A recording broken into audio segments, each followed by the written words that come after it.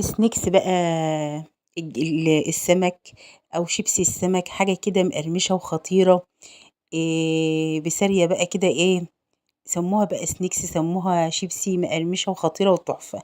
احنا جبناها وغسلناها تحت مية جارية كده لحد ما نضفت، وحطينا عليها دقة السمك، انتوا عارفينها مع بعض يعني، اللي هي دقة الثوم بالشطة الخضراء، وملح وكمون وشطة حمراء وكزبرة ناشفة وليمون، وحطيناها بقى على السمك، وجبنا بقى دقيق وعفرناها كده بقى في الدقيق، ويعني تنفضيها شوية كده من الدقيق عشان الدقيق ما يحرقش الزيت، وتنزلي بقى بواحدة واحدة كده. عايزة بقى تشبكيهم، يعني تشبكي كل 4 في بعض براحتك. بس البسارية دي أنا أول مرة أدوقها في حياتي، وكانت خطيرة بجد، لا فيها زفرة ولا أي حاجة. وكمان أكلة اقتصادية جدا، لل يعني للناس اللي بتحب الأكل الاقتصادي.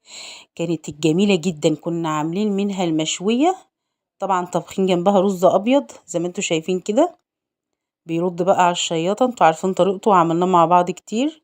وبنحمرها بقى ونطلعها على مناديل ورق كده او على ورق ابيض، بس مقرمشة وتحفة بجد خطيرة.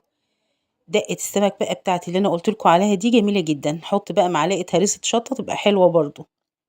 انا كنت حاطه فيها، ودي بقى البسارية المشوية، بس المقلية كانت احلى كتير كمان من المشوية، مقرمشة كده وتحفة، حتى ولادي صغيرين وحبوها.